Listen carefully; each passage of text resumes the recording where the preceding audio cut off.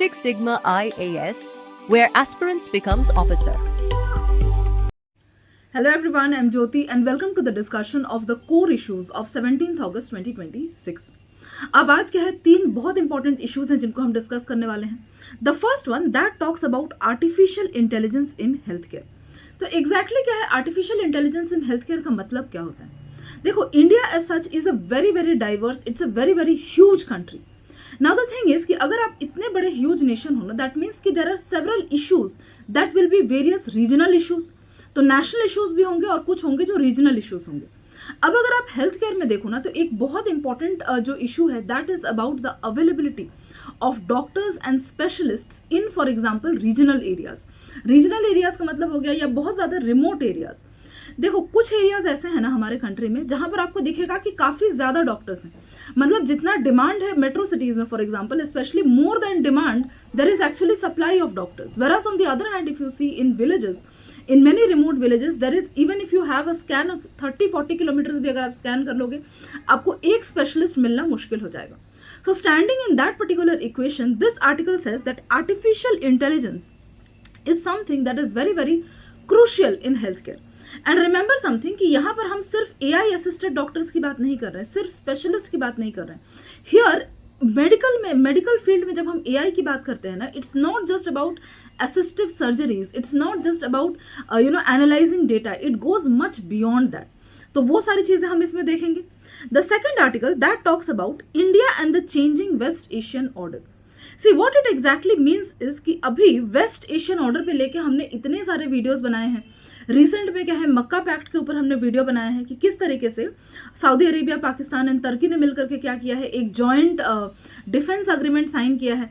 तो हमने ये देखा था can we compare it with NATO और नॉट, बिकॉज उसमें एक क्लॉज था कि if there is attack on one member the others are going to see it as an attack on all of them. So is it like NATO और can it evolve into an Islamic NATO? तो ये सारी चीजें हमने देखी थी. Now as you can see कि Iran और यूएस के बीच में, ईरान और यूएस के बीच में जो अभी एक काइंड ऑफ वॉर हुआ था एंड इजराइल भी उसमें इन्वॉल्व था very actively. Now because of that war that took place, the entire equation if you see political and strategic equation in West Asia has changed. The reason being, पहले क्या करते थे, पहले जो है ना ईरान को थोड़ा बहुत मार्जिनलाइज करके देखते थे. However because of this war that took place, Iran has emerged as very very strong, because Iran has demonstrated कि किस तरीके से because of its strategic location, वो जो स्ट्रेट ऑफ हॉर्मूज है वहां पर डेफिनेटली वो अपना एक अच्छा खासा कंट्रोल मेंटेन कर सकता है. Along with that there is another group called Houthis. तो हाउथीज जो है वो कहाँ पर है, वो येमेन में है. तो हाउथीज जो है ना, उनको क्या है, ईरान काइंड ऑफ बैक करता है. So through the Houthis, Iran is also supporting or making the Houthis attack the various ships that are passing through the Bab el Mandeb. अभी हम आगे I'll show you the map where we can see Bab el Mandeb. तो बाब el मैंदेब में भी अगर आप देखोगे ना, तो वो red, it's a very very, अगर ओशन है, मेरीटाइम ट्रेड अगर हम देखें तो it's a very very hot spot kind of a place. और वहाँ से क्या है, मेडिटेरेनियन, रेड सी, अरेबियन सी, ये जो पूरा ट्रेड है ना, ये सारा चीज़ वहाँ से होता है. That's why it is very important. तो इसलिए यहाँ पर बोल रहे हैं कि और along with that this groupings have started emerging. India का भी क्या है, इजराइल के संग अच्छा रिलेशन है. हाउएवर ईरान के संग भी हमारे जो इक्वेशन है वो भी क्या है, वो भी अच्छा है. तो किस तरीके से हम अपने चीज़ों को बैलेंस कर सकते हैं, that's what this article says. And finally we have one nation one election. देखो, इस आर्टिकल में जो बोल रहे हैं ना कि one nation one election, exactly सबसे पहले तो क्या होता है one nation one election. Then we are going to see कि इसके फेवर में आपको काफ़ी सारे आर्गूमेंट्स मिलेंगे. And one of the reasons it is said in favour is कि इससे ये चीज़ें जो है ना, इलेक्शंस कंडक्ट करवाने में काफ़ी सारा पैसा लगता है, काफ़ी सारा टाइम भी जाता है, रिसोर्सेज खर्च होता है. तो as a result it is more of a kind of rationalisation. However what they are saying is कि ये जो पर्टिकुलर आर्टिकल है, this article focuses not on the favours, this article focuses more on basically democracy and किस तरीके से democracy जो है ना वो अफेक्ट हो सकता है because if one nation one election is brought into place, right. So let us begin. So सबसे पहले we are seeing artificial intelligence in health care. इसमें क्या बोल रहे हैं कि AI in health care optimising capacity not replacing care. तो सबसे पहले तो ये समझना है नॉट रिप्लेसिंग केयर. इसका मतलब ये हो गया कि as human beings we really like to what we really like to interact with other human beings when we are stressed or when we are in or when we are distressed for some reason or the other. Now इसका एक example अगर आप लोगे ना तो उसमें दिखेगा, अगर आपको अपने कोई प्रॉब्लम्स को रिजॉल्व करवाना है, यू नो कि आपके पास AI चैटबॉट्स भी अवेलेबल हैं, but what you do is you always want to talk to what you always want to talk to a customer care agent for example. क्यों? Because आपको ऐसा लगता है कि उस एजेंट को मैं बेटर तरीके से चीजें समझा पाऊंगी and the agent is going to understand me better. Same case the thing is कि not replacing care, artificial intelligence in health care does not mean that it is going to replace doctors or it is going to replace nurses or it is going to replace other healthcare providers. What it simply means is कि AI को आप ऐसे use करोगे कि इन लोगों का काम क्या हो जाए, इन लोगों का काम जो है वो काफी ज्यादा इजी हो जाएगा. किस तरीके से इजी हो जाएगा? See here it says a recent article highlights that artificial intelligence can optimize India's healthcare system by making the existing medical capacity more productive. This is what we are talking about, to make it more productive. The issue is significant because India faces shortages and uneven distribution of specialists. True, while demand for healthcare continues to rise and as हमारा क्या है, aged population जो है वो increase हो रहा है, so demand for if you see demand for specialists and healthcare providers is going to increase even more, right? So here it says कि AI क्या कर सकता है? AI ऐसे सिचुएशन में it can multiply the capacity. मतलब for example AI assisted radiology and diagnostic tools.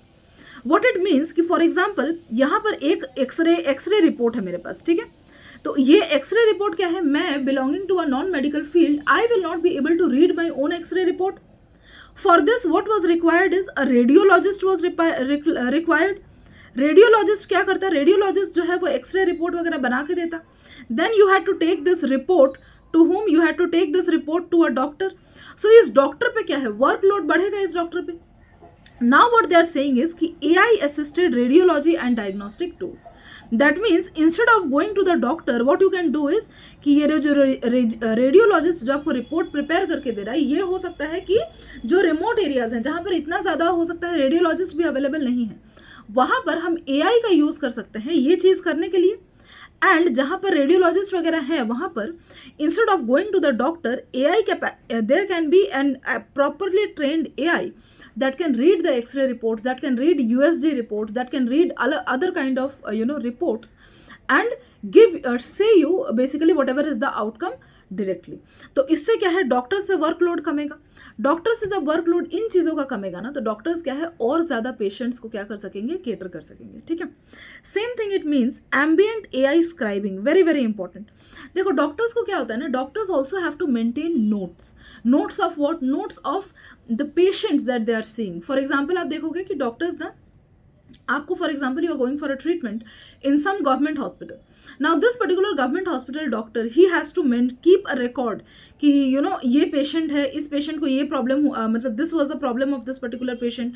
आज मैंने इतने सारे पेशेंट्स को देखा फॉर एग्जाम्पल, और भी जो भी इससे रिलेटेड जो चीज़ें हैं उनको डॉक्यूमेंट करना पड़ता है, उनको लिखना पड़ता है.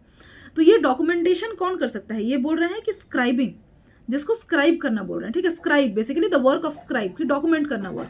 सो व्हाट दिस इज कि द बर्डन ऑफ डॉक्यूमेंटेशन जो कि डॉक्टर का हो सकता है अगर वो डॉक्यूमेंट ना करे तो उसका काफ़ी ज़्यादा टाइम बच जाएगा और उससे और मतलब डॉक्टर का एफिशिएंसी भी बढ़ेगा ना. देखो as doctors they also need some rest and in India the doctors are really overworked and overburdened. So what it is saying, ambient AI scribing to reduce documentation burden. Then is clinical decision support and remote monitoring. Clinical decision support मतलब कि doctors, for example, if a doctor takes a decision, ठीक है, इसको special एक तरीके से क्या बोल सकते हैं, एडवाइस देना, ठीक है, कि आप क्या कर रहे हो, एक डॉक्टर को AI जैसे क्या है ना कि स्पेशलिस्ट एडवाइस एक तरीके से, not because AI is a specialist but because AI has a lot of, मतलब वो क्या है कि इंफॉर्मेशन जो है वो निकाल करके तुरंत डॉक्टर को क्या कर सकता है, वो दे सकता है. तो दोनों साथ में असिस्ट होकर के क्या कर सकते हैं, काम कर सकते हैं. दैट्स व्हाट इट सेज कि clinical decision support and remote monitoring. Remote monitoring मतलब let us assume कि there is, instead of the doctor having to be physically present in one particular place, the AI can actually act as a kind of bridge between the doctor and the patient in the areas where the doctor is not going to it's not possible for the doctor to be present himself or herself.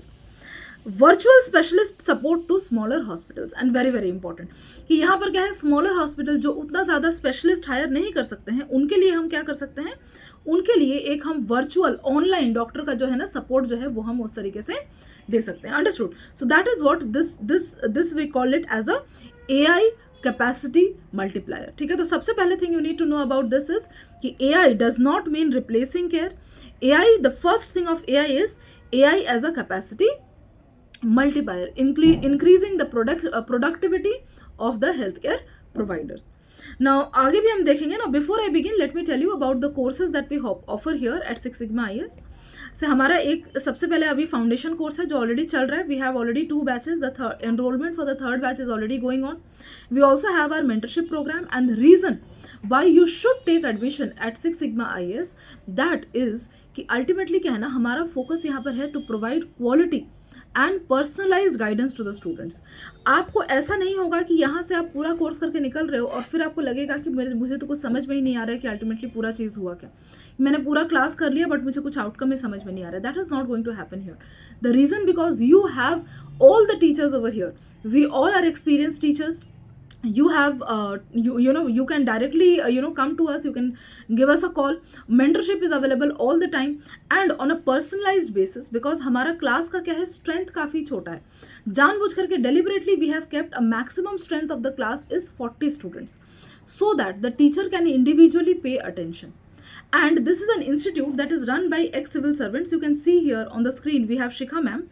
She has been the ex-chief commissioner of income tax, and ma'am always has this thing that even if a student has little bit of capability in himself or herself, we are going to give our 100% push so that the student can reach their goal. Okay, so do visit our center. Our courses are available both online as well as offline, and it is located hardly 200 meters from Noida sector 15 metro station. Okay, so now let us move forward. Now the second important thing, apart from being a capacity multiplier, is that AI is improving efficiency and reducing cost. Definitely AI क्या कर रहा है, it's improving efficiency and it is reducing the cost. Cost कैसे reduce हो रहा है, देखो यहाँ पर बोल रहे हैं AI can optimize appointment, claim, inventory, discharge management and clinical documentation. वो सेम चीज़ जो मैंने बताया, डॉक्यूमेंटेशन वाली चीज़ों को सही करना. Next is along with appointment वगैरह बुक करना and so on. A McKinsey analysis cited in the article that जनवरी 2026 में McKinsey क्या है, एक US का फर्म है. It submitted an analysis in the article estimated that AI could reduce healthcare revenue cycle collection by 30 to 60%. healthcare revenue cycle का मतलब ये हो गया कि फॉर एग्जाम्पल अगर लोन लेना पड़ रहा है किसी को, ठीक है, हेल्थ केयर में फॉर एग्जांपल, इसमें थोड़ा बहुत यूएस का मॉडल भी ज़्यादा इसमें फोकस करके बताया जा रहा है कि फॉर एग्जांपल अगर किसी को लोन लेना पड़ रहा है, किसी ने let us assume health insurance लेके रखा है, सिंपल लेट अस अज्यूम किसी ने जो है हेल्थ इंश्योरेंस लेके रखा हुआ है. Now this health insurance and all they need what, they need clearance.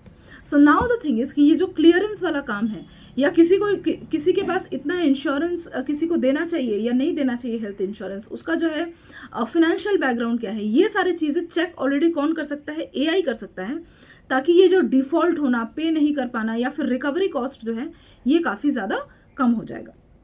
Thus, AI's major economic value lies not merely in automation but in freeing doctors, equipments and hospital capacity for patient care. Very very important. Third is India's digital foundation. India में हमने क्या किया, हमने already आभा बना के रखा है. आभा क्या है, Ayushman Bharat this health mission जो हमारा चल रहा है. तो आयुष्मान भारत जो हमारा हेल्थ मिशन जो चल रहा है ना, कि इसमें क्या है, already a lot of digitalisation has been done.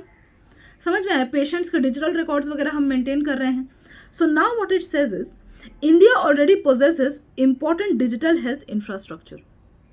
By May 2026, 100 plus crore health records had reportedly been linked to ABHA, and Ayushman Bharat Digital Mission's scan and share service has significantly reduced outpatient registration writing times. मतलब कि इन patient out patient care जो है ना, ये सारी चीज़ें क्या हो गई हैं, काफ़ी स्मूथ हो गई हैं because of things like scan and share service and basically Abha digital mission.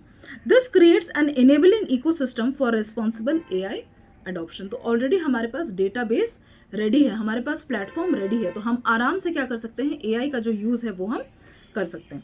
की चैलेंजेस हाउएवर इंक्लूड, इंडिया में की चैलेंजेस क्या है, वेरी इंपॉर्टेंट डिजिटल डिवाइड. कि रिमोट एरियाज की जिसकी हम बात करते हैं वहाँ पर बहुत सारे लोग हैं ना जिनको हो सकता है कि AI का यूज़ हो गया, डिजिटल जो अवेयरनेस है वो ही उतना ज़्यादा नहीं है.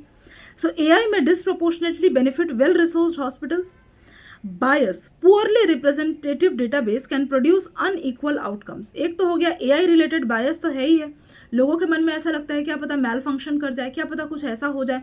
Second is poorly represented data sets, कि हमारे जो डेटा सेट्स है ना बहुत बार उसमें accurate and inaccurate information entering, ये भी चीज़ें होती हैं. So that is also concern. Then is accountability. Human oversight remains essential. कि देखो कितना भी आप AI का यूज़ कर लो but human oversight is something that you definitely require. इसलिए क्या है, जैसे मैंने क्या बताया था, AI चैटबॉट्स, जितना भी आप AI चैटबॉट से आप बात कर लो, लेकिन at one point of time you will need a human intervention because AI chatbot also has certain capacity limits. उसके बियॉन्ड आपको क्या करना पड़ेगा, ह्यूमन इंटरवेंशन आपको अल्टीमेटली वो सेंस देता है कि you have been heard and things are going to be resolved. Next is, and that's why basically human oversight is very important because पूरा चीज़ अगर आप AI पे भी छोड़ दोगे ना, तो अगर गलती से कोई गलती हो गया तो who is going to be responsible for that? Artificial intelligence is a machine. You cannot go on punishing the machine. So that's why human oversight is something that is very, very crucial. And next is validation. That is performance in controlled settings may not translate into India's diverse real world healthcare environment. कि हम हो सकता है AI को एक sandbox model में test कर लें. Sandbox model as in कि एक कंट्रोल्ड एनवायरनमेंट में आप क्या करते हो, किसी भी एक्सपेरिमेंट को टेस्ट करते हो कि उसका आउटकम क्या है and so on. But this sandbox model may not work every time because India में क्या है, there are some real world health care challenges. कहीं पे मान लो कहीं पे इक्विपमेंट सही से नहीं है, कहीं पे मान लो डेटाबेस अवेलेबल है बट वहाँ पे इलेक्ट्रिसिटी का इशू है, कहीं पे स्टेबल इंटरनेट कनेक्शन नहीं है, कहीं पे कुछ है कहीं पे कुछ है. तो इस तरीके से क्या है, validation is something that is very crucial. So these are the key challenges in India. And way forward, if you see, what we can do is evidence-based deployment, that is mandate clinical validation and continuous monitoring, right? Next is human in the loop approach, ki keep a human in the loop, not replace humans. Equitable digital infrastructure, extended AI-enabled healthcare to rural and smaller hospitals, ये कर सकते हैं हम. And then is responsible AI governance, ensure privacy, transparency, algorithmic accountability and representative databases. सबसे पहले तो हो गया accountability and extend AI enabled healthcare to rural and smaller hospitals. Understood? So this was about AI basically in medicine. Question अगर इससे आए, for example prelims में कैसा क्वेश्चन आ सकता है इससे कि with reference to application of artificial intelligence in India's healthcare sector, consider the following statements. First one, AI-based tools can help prioritize patients and diagnostic scans, thereby improving utilization of existing healthcare capacity. Very true, वो कर ही सकते हैं, diagnostic को scan कर सकते हैं, prioritise कर सकते हैं जिन पेशेंट्स को पहले केयर ज़रूरत है. Next is AI-enabled ambient scribing can reduce time spent by clinicians in routine documentation. Very, very important. कि कितने पेशेंट्स देखे, उन पेशेंट्स के डिटेल्स वगैरह ये AI कर सकता है, तो उनके ऊपर बर्डन नहीं आएगा इतना. And third is effectiveness of AI-enabled medical device established during its initial deployment can be assumed to remain constant across different populations. No, this is not right because India, मैंने बताया, is so diverse country and so इतना सारा regional variations है इसमें, that there has to be adaptations in AI based on region. Same formula हर जगह पे काम नहीं करेगा.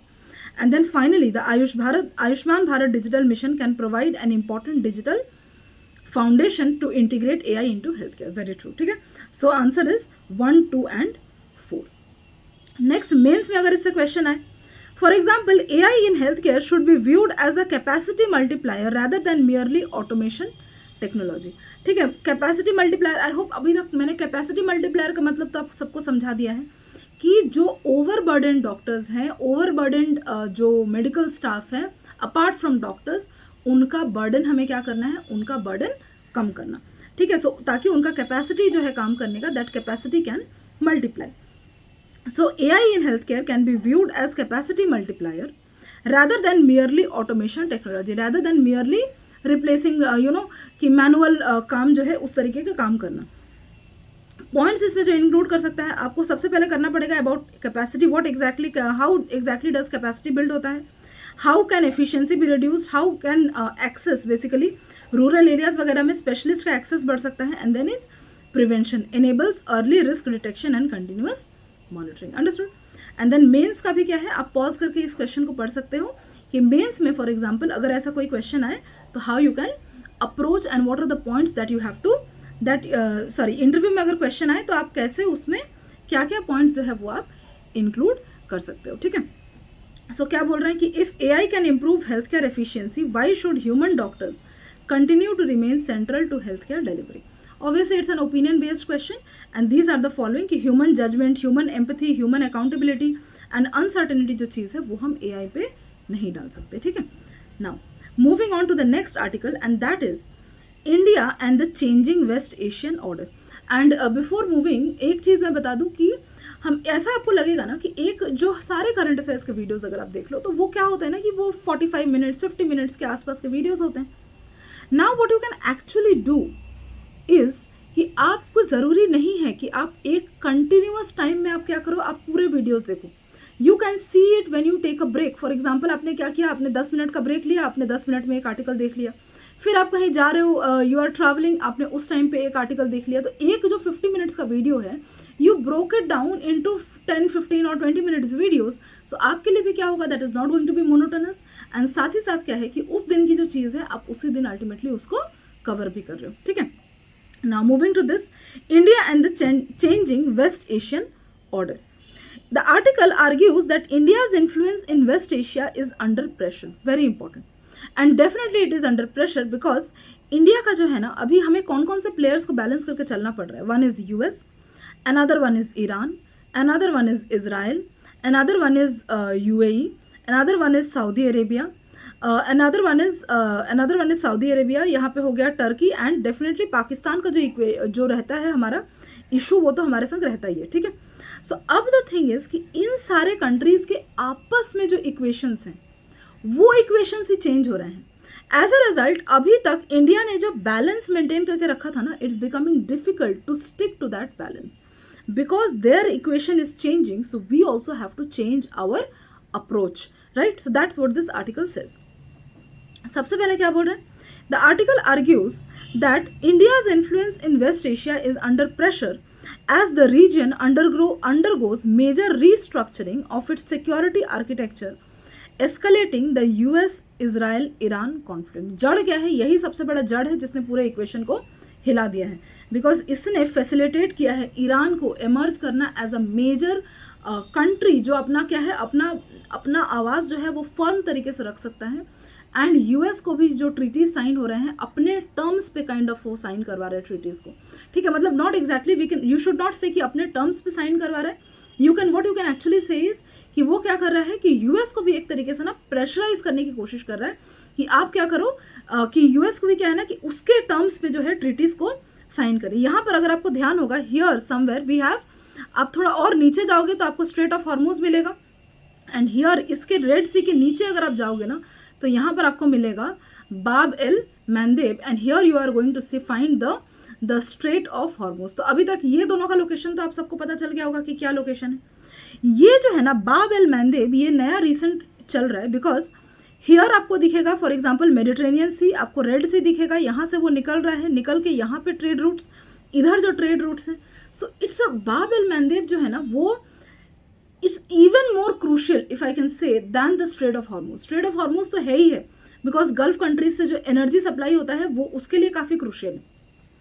Energy supply along with other things, अगर आप देखो अदर कमोडिटीज भी वो जो ट्रैवल करते हैं मेडिटेरेनियन एंड रेड सी होकर के, Mediterranean Red Sea, then you also have this you know, यहाँ पर इफ यू सी दिस बताओ दिस स्विस कनाल, तो स्विस कनाल वगैरह ये पूरा चीज़ अगर ये बाब एल मैंदेब पे कोई यू नो रोक लगा देता है, वहाँ पर कोई इस तरीके से अनरेस्ट क्रिएट करता है, तो ये सारा जो ये है ना जो trade that is going to be disrupted. And remember here if you extend this map further, यहाँ पर आपको दिखेगा we have Yemen, and Yemen के पास ही है हमारा बाल-बेल मैंदेब. एंड येमेन के इस साइड जो है, अगर येमेन के आप देखोगे तो वेस्टर्न साइड ऑफ येमेन आपको देखने को मिलेगा कि वहाँ पर क्या है, वहाँ पे there is a group called Houthis, and Houthis are kind of radical kind of groups. And these Houthis क्या है, already they are famous for piracy where ये बाब एल मंदेब के पास से जो शिप्स पास होते हैं उनमें पायरेसी के लिए ऑलरेडी फेमस हैं. इनको क्या कर रहा है ईरान के संग, because they are backed by, मतलब it is said that they are backed by Iran, that's why these Houthis को Iran is kind of directing. ये आप क्या करो, आप इन चीज़ों को आप क्या करो कि यहाँ से जो शिप्स हैं आप उनको टारगेट करो, then Houthis are going to do that. Okay, so that's why the equation, that's why people जो हल्के में लेते थे पहले इसको ईरान को, अब क्या है कि ईरान को उतना ज़्यादा उसके रेस्ट्रिक्शंस भी काफ़ी ज़्यादा कम कर दिए गए हैं. So the equation is changing now. The growing role of Pakistan, and इसी का एक आउटकम क्या है, इसी का एक आउटकम है मक्का पैक्ट. ठीक है, मक्का पैक्ट रिसेंट में साइन हुआ है. It's a joint defence agreement between Pakistan, Saudi Arabia and Turkey. क्यों किया है इन लोगों ने, तीनों के अपने अपने इंटरेस्ट हैं. फॉर एग्जाम्पल सऊदी अरेबिया का क्या इंटरेस्ट है, सऊदी अरेबिया हैज़ फाइनेंसेस, पैसा है सऊदी के पास, लेकिन उसका जो डिफेंस है ना वो अभी तक क्या है, वेस्ट यूएस पे काफ़ी ज़्यादा डिपेंडेंट था for its defence supplies and for its defence. Turkey जो है it has increased its expenditure on defence, तो उसके पास डिफेंस इक्विपमेंट्स हैं, डिफेंस टेक्नोलॉजी है. तो Saudi is giving it a kind of market जहाँ पे वो क्या कर सकता है, अपनी चीज़ों को सेल कर सकता है. And Pakistan, what this has is कि Pakistan has a well established military, और इससे क्या है ना कि ये जो है इसका जो मिलिट्री है ये क्या कर सकता है, सऊदी अरेबिया एंड तुर्की का जो मिलिट्री है उसको क्या कर सकता है, एक तरीके से आप क्या बोल सकते हैं, उसको एक तरीके से एक गाइडेंस की तरह प्रोवाइड कर सकता है, या एक वे आउट अगर आप बोलोगे, इस तरीके से एक काम कर सकता है वो. ठीक है, तो भले ही हमें पता है कि उसका मिलिट्री कैसा है, बट द थिंग इज कि they all have their own individual interest in that, and the core reason is they no longer want to depend on the US, you know, US protection बोले या US defence पे completely वो dependent नहीं होना चाहते हैं. ठीक है, and if you want to know कि whether this Mecca pact, because इसमें एक पैक्ट है that an attack on one of them is going to be an attack on all three of them, ऐसा कंसिडर किया जाएगा. So is it similar to NATO, can we call it Islamic NATO? अगर आपने ये video नहीं देखा है तो please go and see the thumbnail, आपको वहाँ पे दिख जाएगा. Go and watch that video. Now what does the article say? The article says is India's earlier gains are under strain. Why? Because India ने पहले क्या किया था, I2U2 एक साइन किया था. It is with India, Israel and UAE and US. तो इन लोगों ने क्या किया था, India, Israel, UAE and US, इन लोगों ने मिलकर आपस में क्या है, आपस में एक काइंड ऑफ एक इसको ना हम एक वेस्ट एशियन क्वाड भी बोलते थे. This was also known as West Asian quad भी एक तरीके से बोला जाता था, बिकॉज US था इसमें एंड इंडिया भी था एंड बाकी UAE और इजराइल भी था, and that was kind of वो बहुत सारी चीज़ों के लिए काम करेंगे, लाइक अपने टेक्नोलॉजी को बेटर करने के लिए ट्रांसफ़र करेंगे, या फिर एक दूसरे को गाइड करना, शेयर करना, all of these kind of things. Second is, तो यहाँ पर क्या है, हमने इनके संग अच्छे रिलेशन बनाए थे. Next is stronger ties with Saudi Arabia and UAE, हमने दोनों के संग अच्छे टाइज बनाए थे. देखो सऊदी अरेबिया एंड इजराइल जो है ना, दे डू नॉट, मतलब व्हाट द थिंग इज कि सऊदी अरेबिया सेज कि हम इजराइल को तभी रिकॉग्नाइज करेंगे या इजराइल के संग हम अच्छा रिलेशन तभी मेंटेन करेंगे only when Israel recognises Palestine as a, मतलब पैलेस्टाइन को एक सेपरेट रिकॉग्निशन अगर इजराइल देगा तभी हम क्या करेंगे, तभी हम इजराइल को रिकॉग्नाइज करेंगे एंड उसके संग हम ऐसे किसी पैक्ट में या रिलेशन में एंगेज करेंगे. ठीक है, तो इंडिया का इजराइल के संग अच्छा रिलेशन है एंड इंडिया का सऊदी के संग भी जो है वो भी अच्छा रिलेशन है. So India had maintained this balance. Along with that UAE के संग भी अच्छा रिलेशन है. And Chabahar port cooperation with Iran, अभी हमारे चाबहार पोर्ट का बहुत ही उतना अच्छा नहीं चल रहा है जितना पहले चल रहा था, बट द पॉइंट इज कि चाबहार पोर्ट जो है वो हमने क्या किया था, हमने ये पैरेलल में ना कि यहाँ पर अगर आप ईरान देखोगे तो ईरान के इस साइड में क्या है, चाबहार पोर्ट एक तरीके से it was to counter Pakistan में जो चाइना ग्वादार पोर्ट बना रहा था. ठीक है, उसको काउंटर करने के लिए हमने ईरान में चाबहार पोर्ट के बनाया था, ताकि अगर हमें अफगानिस्तान के संग ट्रेड करना है तो हम चाबहार पोर्ट से ईरान के होते हुए हम अफगानिस्तान के संग कर सकें. We do not have to depend on Pakistan. to give us a way to reach Afghanistan. Now the thing is कि ये जो चाबहार पोर्ट है ना, यहाँ पर काफ़ी ज़्यादा हमने कम कर दिया था अपना activity because of several recent years में, because of several restrictions that were put on Iran by the US. Okay, so now the thing is कि ये जो हमने डेलिकेट एक बैलेंस मेंटेन किया था, now that balance is under threat. However, the emerging regional alignment suggests that these gains cannot be taken for granted. Pakistan rising diplomatic role, एक तो waste Asia का इक्वेशन बताया मैंने, साथ ही साथ पाकिस्तान का क्या है डिप्लोमेटिक रोल. फॉर एग्जाम्पल एक मीडिएटर की तरह काम किया था पाकिस्तान ने बिटवीन US एंड ईरान. अभी जो US ईरान वॉर हो रहा था, I hope all of you are aware of that. So now it has also signed this Saudi तुर्की Pakistan defence pact. Saudi has resources, Pakistan has military capabilities, and Turkey has basically technological expertise, and this could create a strategic grouping in India's neighborhood. This is another challenge. Third one is, though remember this कि इस grouping का जो है ना main focus is West Asian politics. ठीक है, इसका India जो है ये इसका मेन फोकस नहीं है. इसका मेन फोकस क्या है, वेस्ट एशिया की न्यू रियलिटीज से डील करना. But then again, India has to observe very, very carefully and not overreact. Now, strategic risks for India. The future Israel-Pakistan confrontation could indirectly draw India into the wider regional crisis because India has close ties with Israel. Greater Turkish support for Pakistan could further complicate India's security environment, and instability around the Strait of Hormuz and Bab el-Mandeb could threaten India's energy supply, trade and maritime interests. So India का strategic dilemma क्या है? Military alignment with Israel, UAE could damage relations with Saudi and Iran.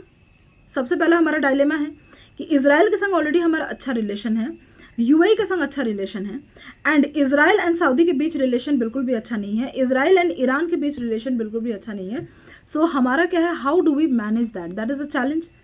Second is strategic passivity could allow India influence to decline. और अगर हम बोलें कि हम कुछ नहीं करेंगे, हम सिर्फ पैसिव रहेंगे, इन चीज़ों को ऑब्जर्व करेंगे, तो बहुत लंबे टाइम तक भी हम ये चीज़ नहीं कर सकते हैं. Otherwise what is going to happen is कि अदरवाइज बेसिकली हमारा जो इन्फ्लुएंस है वो डिक्लाइन हो सकता है.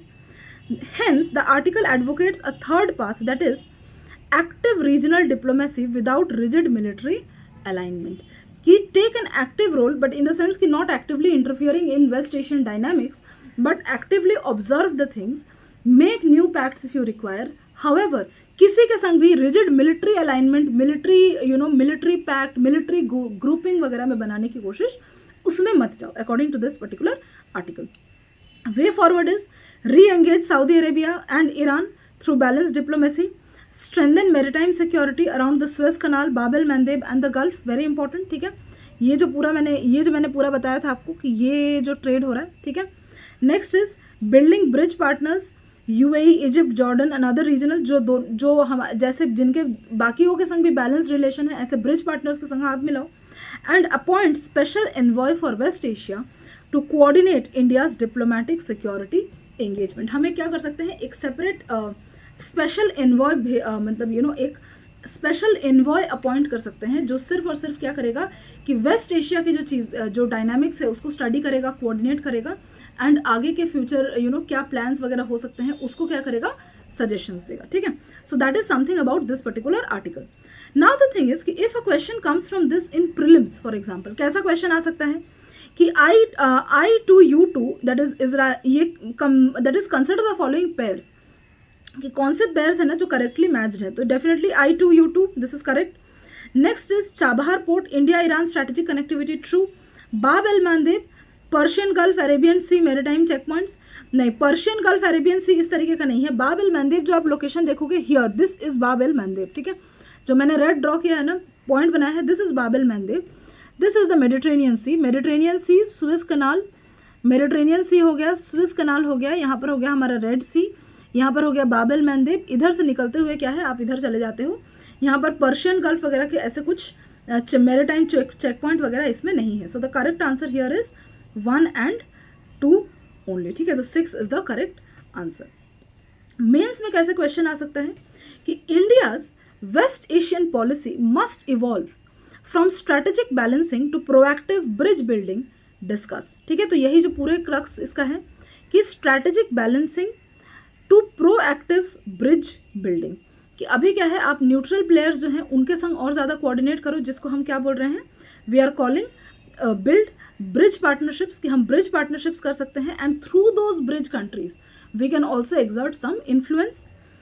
डिस्कस, तो इसमें मल्टी अलाइनमेंट की बात कर सकते हैं, डिप्लोमेटिक ब्रिज बिल्डिंग की बात हो सकती है कि India's credibility to promote dialogue and de escalate among competing regional actors, maritime security, economic interdependence and so on. You can mention all of these points. आप क्या है ना, एक तरीके से आप पॉज करके चीज़ों को देख सकते हो कि आपको क्या इंक्लूड करना है।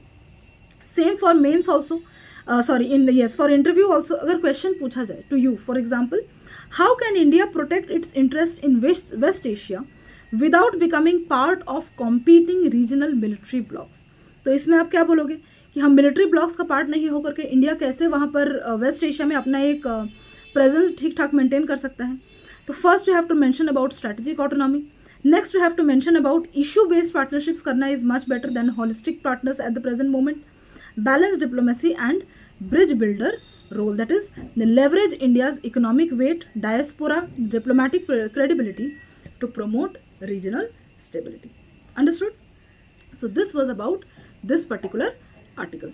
Now moving to the final article for today, and that is one nation one election, efficiency versus federalism. Because the reason it is said is कि one nation one election होना चाहिए, सबसे बड़ा रीज़न इसका यही दिया जाता है that it is going to make things more efficient. पैसे कम खर्च होंगे, जो स्कूल के मान लो स्कूल के जो टीचर्स वगैरह हैं उनको कम मतलब उनको क्या है इलेक्शन वगैरह के लिए बार बार छुट्टी लेना पड़ता है, अलग अलग जगह पे उनको भेजना पड़ता है, तो वो उनको जो डिप्लॉयमेंट वगैरह है उनका जो टाइम है वो भी और ज़्यादा रैशनली स्पेंड होगा। So all of these things is said. Centre का भी क्या है, सेंटर एंड स्टेट भी इलेक्शंस के टाइम पे क्या है काफ़ी ज़्यादा इलेक्शन पे फोकस करते हैं, तो बाकी काम धाम जो है वो उस टाइम पे थोड़ा बहुत उतना ज़्यादा नहीं होता, थोड़ा पॉज रहता है। पॉज भी एक तरीके से नहीं रहता, चलता रहता है बट काफ़ी स्लो हो जाता है। तो इन चीज़ों को फोकस करके जो फेवर में बात करते हैं वो एफिशिएंसी की बात करते हैं। However there is also something that is federalism, that is centre and state. इनकी बात जब हम बात करते हैं कि सेंट्रल गवर्नमेंट जो है वो और स्टेट गवर्नमेंट जो है वो दोनों के बीच में क्या होना चाहिए, एक बैलेंस होना चाहिए। One should not dominate the other. What the argument against is कि अगर एक संग सेंटर का और स्टेट का इलेक्शन होता है तो ऐसा हो सकता है कि सेंटर के जो इश्यूज हैं वो स्टेट पॉलिटिकल इश्यूज को क्या कर सकते हैं, वो डोमिनेट कर सकते हैं। प्लस जो सेंट्रल गवर्नमेंट होता है उसके पास क्या होता है, उस जनरली फॉर एग्जांपल उसके पास अगर रिसोर्सेज ज़्यादा हैं compare to regional parties, so in a way it can also influence उस पर्टिकुलर टाइम पे जो रीजनल पार्टीज वगैरह है ना उनको काफ़ी ज़्यादा इन्फ्लुएंस भी कर सकता है। तो ऐसे और भी काफ़ी सारे पॉइंट्स इसमें दिए गए हैं, हम आगे देखेंगे। एंड ऑल्सो रिमेंबर अभी जो न्यू एजुकेशन पॉलिसी के अंडर में जो स्कूल्स को रैशनलाइज करने की बात की गई थी, जिसमें अराउंड 25 स्कूल्स हमने डिस्कस किया था कि पर डे अगर एवरेज निकालो तो क्लोज हो रहे हैं। So it's part of the new education policy and again the reason जो दिया गया था वहाँ पे दैट वाज रैशनलाइजेशन और एफिशिएंसी मेंटेन करना। However we have seen that उसमें भी कुछ there are some practical things you have to take into account, like कि अगर एक बच्चा है, लेट अस अज्यूम उसके घर के उसके 500 किलोमीटर में या 1 किलोमीटर के अंदर there is a school, there are higher chances कि ये बच्चा जो है वो उस स्कूल में जाएगा पढ़ने के लिए। हाउएवर इन रिमोट एरियाज अगर एक बच्चे के घर से उसका जो स्कूल है अगर वो 5 किलोमीटर दूर है ना, तो ये बच्चा जो है वो देयर आर हाई चांसेस कि this student is not going to enroll itself in the school and this is something that has been found from ground realities. So इसको भी माइंड में लेने की ज़रूरत है। जो हम ब्लैंकेट बस इस चीज़ को अगर बोल दें कि स्कूल में बच्चे कम हैं तो इसलिए उस स्कूल को हम दूसरे स्कूल के संग मर्ज कर दे रहे हैं, उसके उस स्कूल को बंद कर दे रहे हैं, या फिर यहाँ पे टीचर्स कम है इसलिए दूसरे स्कूल में जहाँ पे टीचर्स ज़्यादा हैं वहाँ पर भेज दे रहे हैं बच्चों को, तो सिर्फ ऐसी चीज़ें नहीं होनी चाहिए। चीज़ें क्या होनी चाहिए, प्रैक्टिकल एंड रैशनल होनी चाहिए। समझ में आया?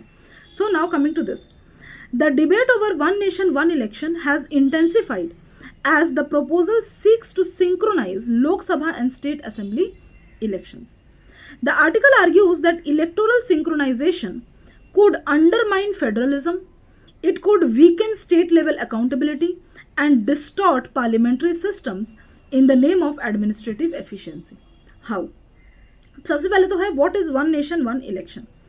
One nation one election means there will be simultaneous election holding elections to Lok Sabha and the state legislative assembly at the same time or in a synchronized cycle rather than conducting them separately at different times. मतलब synchronized cycles मतलब ये लोकसभा का election हुआ, इसके इतने दिन बाद जो है वो हर स्टेट में स्टेट इलेक्शंस होगा, ठीक है. लेट अस अज्यूम लोकसभा का इलेक्शन हुआ, उसके 6 महीने बाद ईच एंड एवरी स्टेट में क्या होगा, स्टेट इलेक्शंस होगा. तो इसको भी वन नेशन वन इलेक्शन को मान सकते हैं.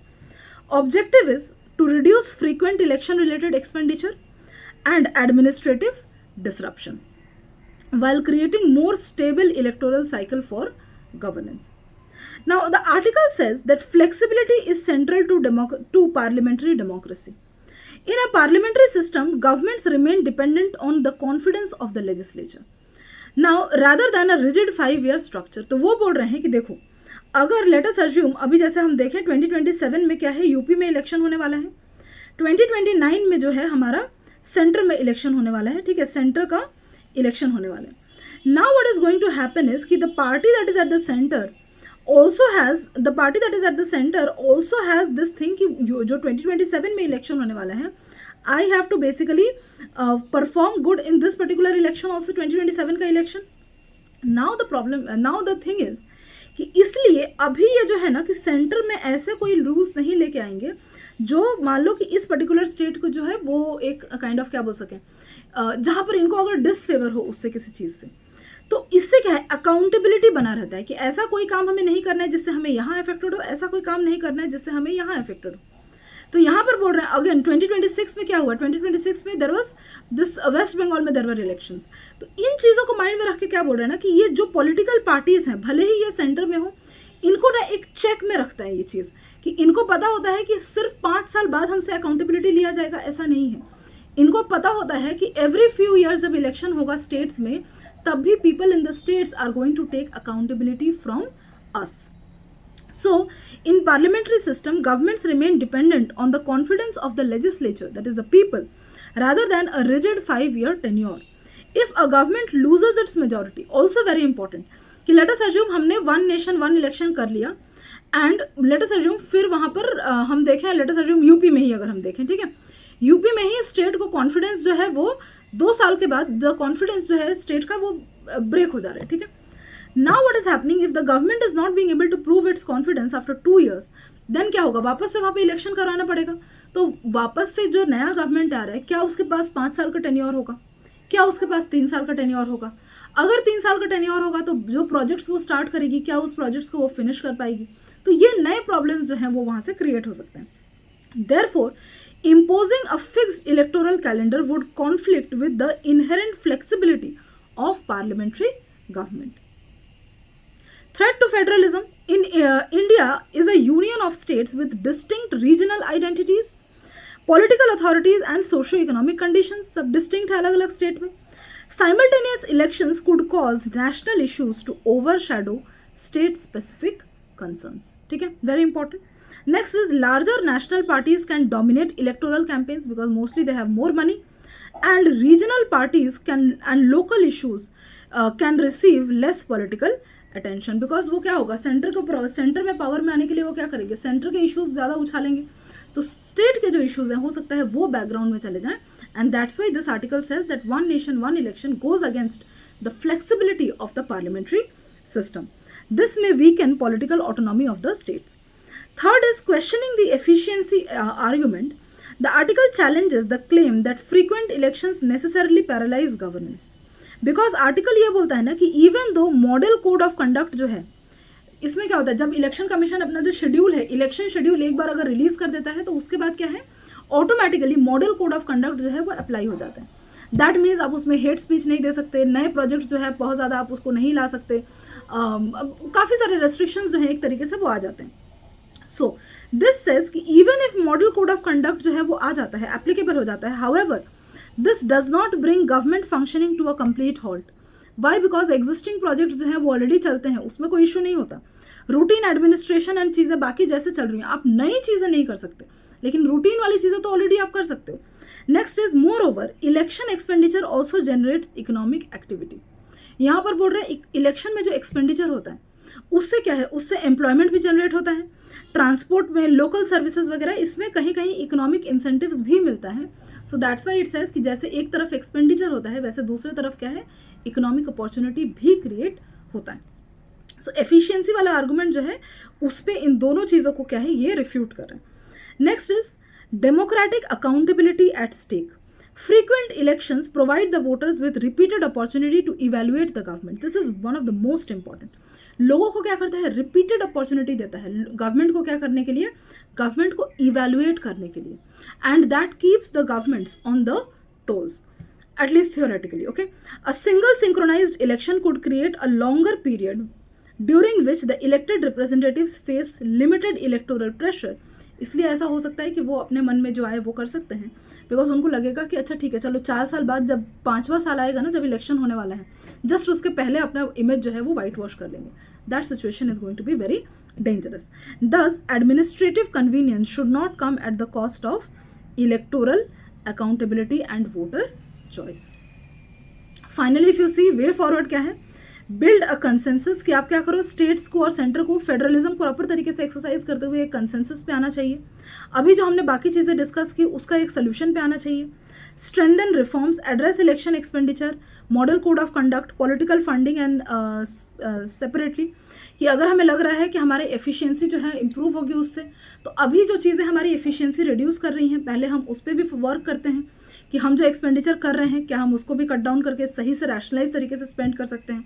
Model of code of conduct के टाइम पे चीज़ें हैं, अगर उससे मान लो कुछ एडमिनिस्ट्रेटिव फंक्शंस अफेक्ट हो रहे हैं, क्या उसको रिफॉर्म किया जा सकता है, that thing. Protect federalism and constitutional safeguards, that is any synchronisation must preserve the parliamentary accountability and mechanism for premature government collapse, कि अगर प्री मैच्योर गवर्नमेंट कोलैप्स होता है तब किस तरीके से चीज़ को मैनेज करना है. प्रीलिम्स जो है, प्रीलिम्स के लिए कैसे क्वेश्चन आ सकता है, with reference to parliamentary system in India, which of the following best explains why simultaneous elections may create constitutional challenge. The first one is parliament and state legislature have identified legislative powers, identical legislative powers. नहीं, इससे कोई issue नहीं होगा. Parliamentary governments depend on legislative confidence and may therefore not complete fixed terms. Definitely this is going to be the answer. Next आगे देखते हैं, the election commission cannot conduct elections to state legislatures, ऐसा बिल्कुल भी नहीं है. And state legislature cannot dissolve before competing 5 years, ऐसा भी नहीं है. तो 1 नेशन 1 इलेक्शन आने के बाद ये इसका क्या करना है, इसको सोचना पड़ेगा, लाने के पहले सोचना पड़ेगा. एंड बाकी ये जो चीज़ें बताई इस पर ऑलरेडी काम करना पड़ेगा. Finally if you see mains में कैसे क्वेश्चन आ सकता है कि 1 नेशन 1 इलेक्शन में improve electoral efficiency, but efficiency cannot come at the cost of federalism and democratic accountability. Discuss. I hope you will be able to answer this now. कैसे होगा, for example federalism का point आपको लिखना पड़ेगा, parliamentary accountability का point लिखना पड़ेगा, voter choice की बात बोलनी पड़ेगी, एंड देन एडमिनिस्ट्रेटिव एफिशिएंसी का भी बात you have to include. And finally interview question में, if simultaneous elections can reduce electoral expenditure and administrative disruption, why should India not adopt them. तो आपको यहाँ पे the point that you should include is, because this is an opinion based, तो you have to say efficiency is not the sole criteria for basically conducting elections.